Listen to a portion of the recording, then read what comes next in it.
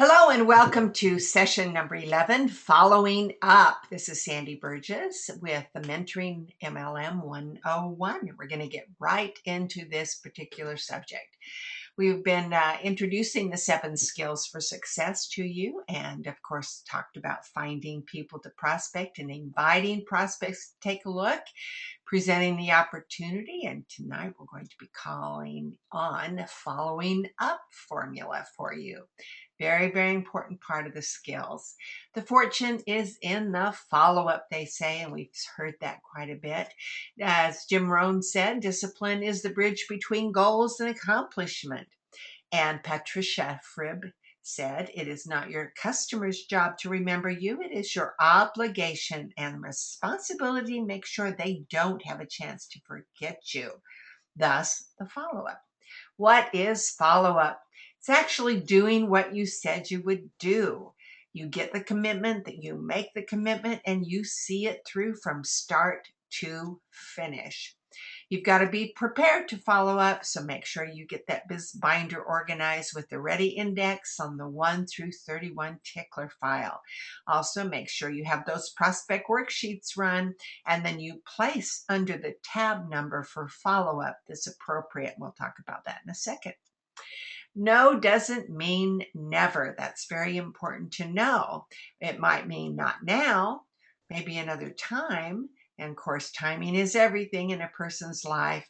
And never count people out. I find that maybe down the road, a year, 6 months, you never know, then it might be time for them to take a look at your business. Thus, the drip list.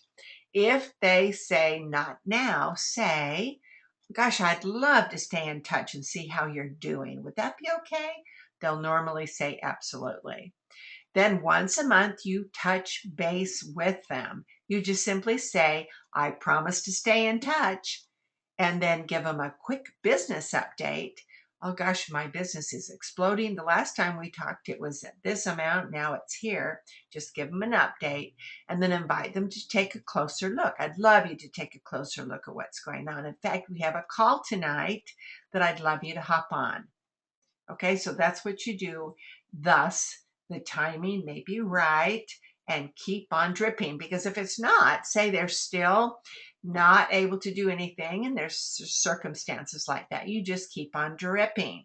All right, so we're going to talk about that. Here's some specifics. There's your prospecting worksheet. Your prospecting worksheet and your 1 through tickler, through 31 tickler. An example, say today is the 12th and you've spoken to them and it's not a good time. Then you move the worksheet to the 11th so that next month, a month from today, you'll touch base on the 11th. Okay, so your tickler, you just have to organize it on times that you are to follow up with them. Okay, and that's called a drip list. If I would you, we constantly hammer this home with follow-up. If I give you this sample, would you promise to take it in the morning and hop on to tonight's lifestyle call? I will call to remind you. I will call is a follow-up, okay? If I give you this website address, would you promise to take a serious look? When can you do that? They say 3 o'clock. Okay, I will call you at 3:30 to answer any questions that you have. Anchoring the commitment for follow-up, all right? So you're making the commitment and they're making a commitment. Make a commitment. You're telling them you're going to call them. You put it in your planner, etc. To go through the details on that. You schedule when you will follow up and reconfirm the time. Say, for example, okay, so I'm going to call you at 3:30 and then you're going to reconfirm. So now you're going to look at the website at 3. I'm going to call you at 3:30. You've got to make sure you do that. Then write the time down in front of them in your planner. That's very, very, very important that they see you write it down and say, I'm going to write it in my planner so that I make sure I don't forget to call you. All right, and then put the prospect worksheet on the day or when to follow up. That's very important. So if you're talking to them today and it's the 11th, then you still keep it in the 11th to make sure that you follow up with your promise that you made to call them. Okay? Do what you said you would do. That's totally what follow-up is. If you fail to follow up, you'll fail at growing your business. Become a fanatic at follow up. You just see it through and don't rest until you've followed up. People are so lackadaisical about follow up. They've written it on a napkin somewhere or an envelope and they can't figure out where that number is. No, you've got to be a fanatic at follow up, guys. You know, Stephen Covey always says that 7 habits of highly successful people, you've got to begin with the end in mind. Your end is to build a business. So let's keep on following up until we get the outcome we want. Following up takes asking lots of questions. Do not be afraid of asking questions. That's how you get to the point of results. You are looking for positive responses. Ask questions. What did you like best? What stood out with you with this presentation? How do you see yourself starting? These are just great questions. Find out where they are. On a scale of 1 to 10, how would you rate your interest in getting involved right now? What do you need to see to get you more interested in the opportunity? What's it going to take to get you involved with this business? You've got to ask these questions, otherwise you have no idea how to guide them to making a decision. Move them to the next step, next exposure in the process. Remember, the only reason to have an exposure is to set up the next exposure. Read that and understand it. It's about education and understanding in this business. Keep parading until your goal is achieved.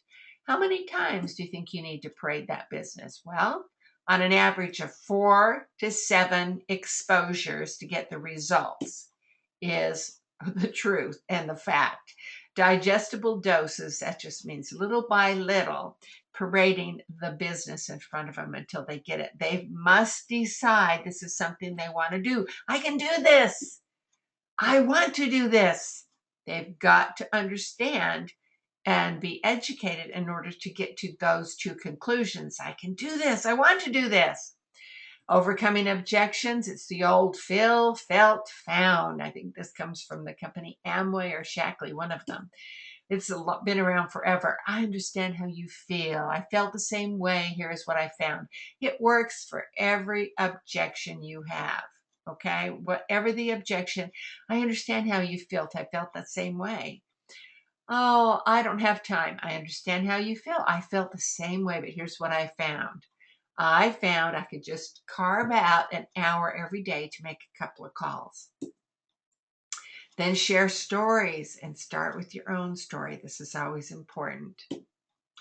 When they ask, can I see myself doing this? And they might not say it out loud.